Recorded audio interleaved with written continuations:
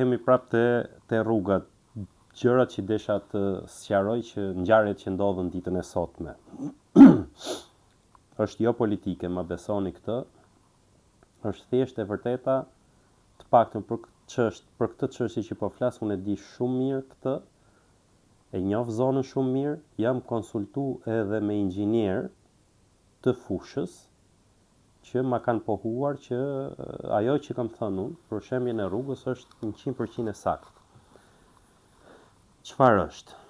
Pra, narrativa se rruga te Arrat e Gurrës që ka blloku lidhjen e juglindjes së Shqipërisë me pjesën tjetër perëndimore, me portin dhe me kryeqytetin, se gjoja është shem rruga se ka gry firma, ka marrë inerte, ka marrë zhavor në lum, është narrativ që i shkon për shtat pushtetit, Ministrisë Belinda Ballukut edhe Edi Ramës.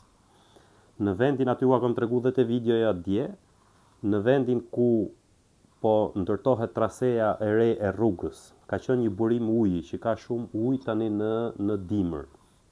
Edhe gjatë verës, po tani në dimër ai ka nxjerr 2 tuba të mira të plota me ujë. Kompania që po ndërton rrugën, ashtu siç ka vepruar për gjatë gjithë trases rrugës, që nuk ka as plan, as projekt, e kalon rrugën ku të doj, shmang biznese që kanë lidhje me pushtetin, nuk i shemb dhe futet në për biznese që s'kan lidhje, s'kan takat, s'kan miqësi, apo futet në për arat e fshatarëve të zonës, i bi mes për mesi, as nuk i dën shpërblen, as nuk i gjë.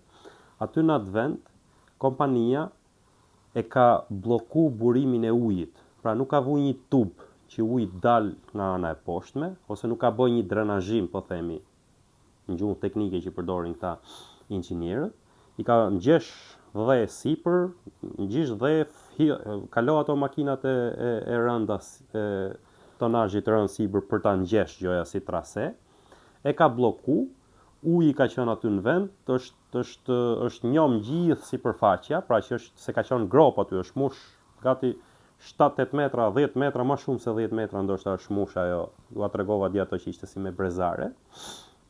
Dhe kjo ka kriju shtytje, ka shem rrugën e vjetër. Pra nuk është gërryrja e lumit.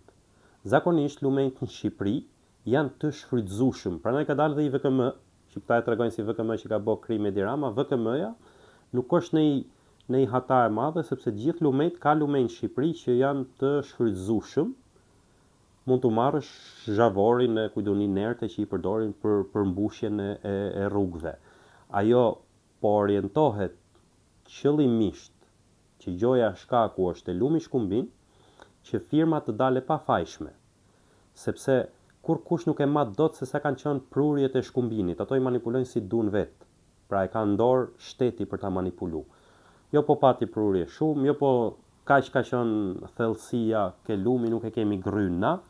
Pra nuk ka ardhur shembja e rrugës nga gryrja e lumit, po ka ardhur nga shtytja, nga lart. Kjo është thelbi.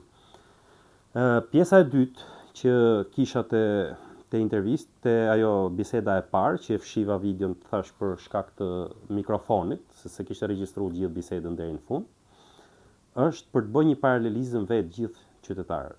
Edi Rama e nisi ditën sot duke hip në helikopter, duke tall shqiptarët, duke përqesh shqiptarët, hipin në helikopter, vuri një pamje të shemjes një zone në Itali, që ka ndodhur 100% për shkaqe natyrore, nuk ka lidhje fare as me korrupsion, as me afera korruptive, as me skandale siç ndodh në Shqipëri, edhe ka dashur me paralelizuar, dhe ka thonë unë po iki me helikopter, pra kjo është skandali më i madh, po iki me helikopter në Korçë se kam punë, dhe po iki se ka orë për të bërë, domethënë helikopteri, du t'i xhiroj orët helikopterit. Pra helikopteri që nuk vajti në lumin Osum, ku u mbyt një qytetar, kishin shku këto gujdat nga Berati për të shpëtuar qytetarin, edhe ngeli një nga personat e gujdës, ngeli 10 orë në lumin Osum, se nuk ngrinte dot qeveria, desh u myt dhe vetë, nuk ngrinte dot qeveria helikopterin që shkonte ta shpëtonte. Ai shkoi për të ndihmuar shtetin, shteti e la atje, kur pas kaq orë helikopteri, pse se çoi helikopterin atje, ose pse se çon helikopterin kur ka raste të tjera, fatkeqësisht të tjera, që shkojnë deri në humbjen e jetës njerëzve. Pra kjo është përqeshja. I hypi helikopteri në Tiranë. Nuk ishte në emergjencë sot. Pra një kryeministër i përgjegjshëm, vetëm për faktin se i është nda vendi në dy pjesë, nuk komunikon arteria kryesore e vendit, që lidh dy dogana, 3 dogana, 2 nga Maqedonia dhe 1 nga Greqia, me portin dhe me kryeqytetin e vendit, që shoferat po heqin picirin, duke shmang bllokimin e rrugës aty, kalojnë në rrugën e Gnatja, siç e keni parë nëpër media, në rrugën e Gnatja 2000 vjeçare rrugë pa rrugë, për të dalë për të shkuar në destinacionet e tyre, vetëm për kaq, ose këta që shkojnë nga Gramsci në rrugë më të keqe se kjo që është prish tani, vetëm për kaq, për të shmang këtë, nuk do ta merrte sot helikopterin e të shkonte atje. Ajo vetëm që e mori helikopterin, vajtin Korçë, nga Korça me helikopter vajtin Vlorë. Çfarë punë kishte në Vlorë? Shkoi e bënte si estetiku madh, siç bën ky si inxhinier, si arkitekt që ka bërë këto kullat në Tiranë me kokën e vet, ka bërë rilindjen urbane, ka orientu pllakat, deri pllakat se çat vën, një artist i paplotësuar, që ka ndorë dhe pushtet edhe tallë me nderën me qytetarët, me parat e qytetarëve. Vajtin Vlorë për t'ju lëpi izraelitëve, me të cilët kush e di se para apo paguën, siç për të shkuar siç vajti te bordi i paqes, sa për të bërë një fotografi edhe për t'i shtrënguar një herë dorën Trumpit, se gjoja në Vlorë e pa të pamjet atje, ka bërë një rrugë atje, ka vu yllin e Davudit aty në rrugë, gjoja në kujtim familjeve hebreje që kanë jetuar në Vlorë, shumë mirë e ka bërë, po s'ka lidhje kjo, domethënë ai nuk e ka bërë për këtë punë, nuk e ka bërë për të nderuar familjet e hebrejve, ai e ka bërë për servilizëm, për t'u servilos lobistave, për t'u servilos atyre që ai quan zot mbi tokë, dhe zoti mbi tokë për Ramën janë izraelitët, sa ata koncepton ai si zot, për t'u dhënë pastaj këto të armëve, siç ja dha këtë Kojan këtij izraelitit që as në Izrael se duan, as në Amerikë se duan atë. Pra çështje të pastra biznesi, edhe shkoi atje tregonte rrugën, ky që është kaq estetiku madh, i është nda Shqipëria në gjysmë sot, nuk komunikon me njëra tjetrën, edhe shkoi kujdeset për pllakat e për ca kazana plerash në një rrugë në Vlorë, e cila për ta rikujtuar edhe një herë është pa ujë prap. Mendojeni që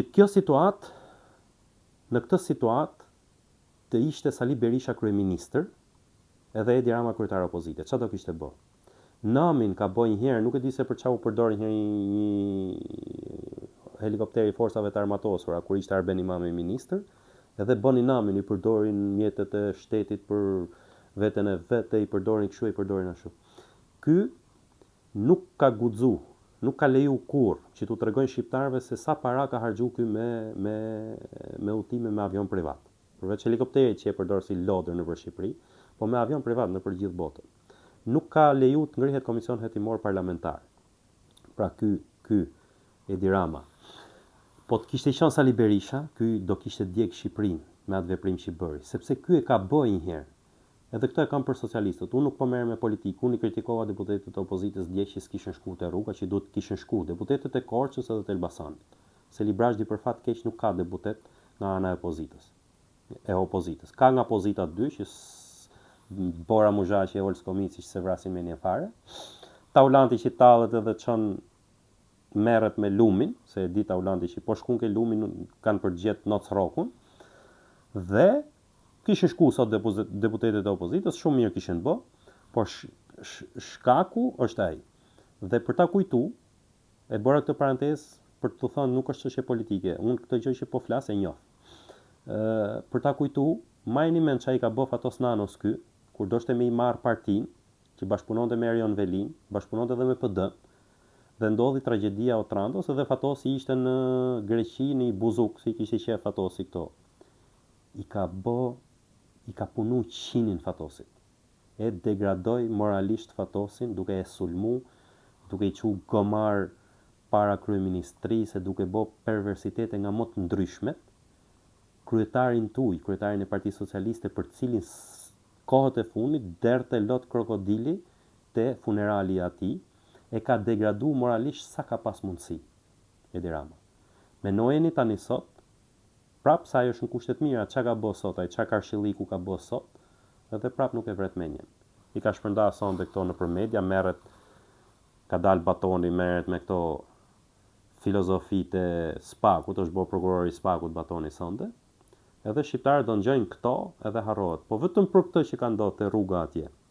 Po të kishim qenë ne në një vend europian, do kishte dhënë direkt dorëheqjen drejtori i rrugëve, ministri, pra gjithë zinxhiri që është përgjegjës për këtë, edhe pronarët e firmës do ishin minimumi në arrest shtëpie, do ishin të ndaluar. Po të ishim ne shtet normal. Ne nuk jemi një shtet normal, edhe pësojmë këtë që pësojmë. Ama kujtojeni, thirreni në vëmendje, çai ka bë Fatos Nanos ky për një rast të ngjashëm, që Fatosi se dinte se do ndodhte tragjedia e Otrantos, qëlloi në Greqi me qefet e veta, ky e bëni leck. Çai ka bë në kohën e Berishës, kur ishte Berisha kryeministër, që fliste sikur i dhimbse i populli, dhe shiheni çfarë bën sot Edi Rama.